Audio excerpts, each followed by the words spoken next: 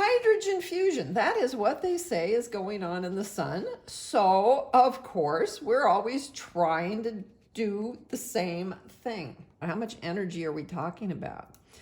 It says that I'm going to use high-speed collisions between deuterium and tritium nuclei. Well, what is deuterium? First of all, deuterium is a hydrogen that has a neutron with it. And the tritium, that is a hydrogen that has 2 neutrons with it. So I'm going to write this as, here's what I say the deuterium is, and here is what I say the tritium is, and they are colliding and they are going to form a helium nucleus, 2 and 4, and there's going to be a neutron released at the same time.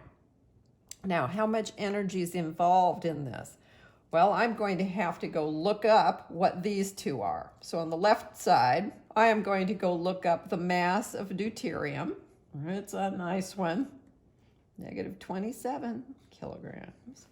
And the mass of the tritium, 5.00827 times 10 to the -27 kilograms. So on the left-hand side, the mass is 8.35197 times 10 to the -27 kilograms. All right, so that's on the left side. What about the right side?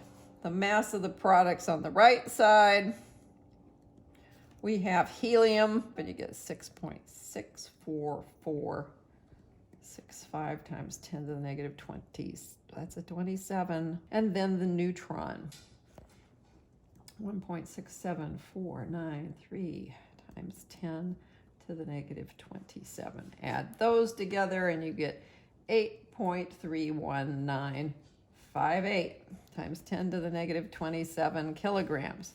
Now you can see there was more mass and now there's less mass.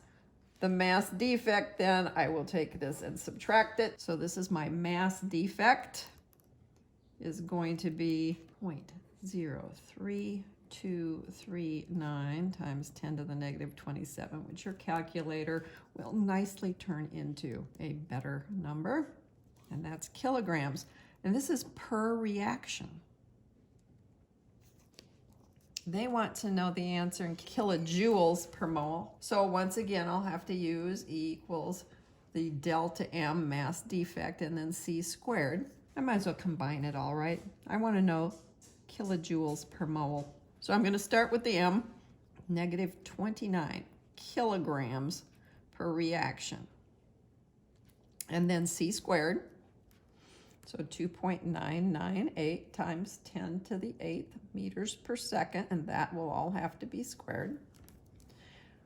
That will take care of the E part, but now I need to take care of these. This is for just one reaction. Well, how about if I have a whole mole of reactions, and I'll actually use 4 sig figs here, since we seem to have that many.